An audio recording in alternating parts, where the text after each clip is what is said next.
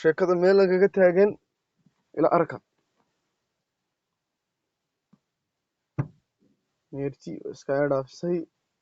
axmed maxamed ismaaciil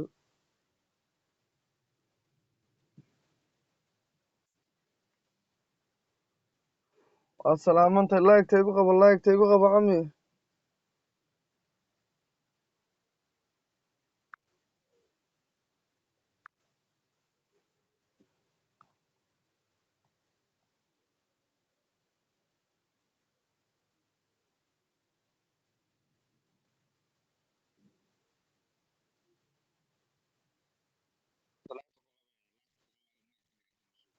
laagta ku qabo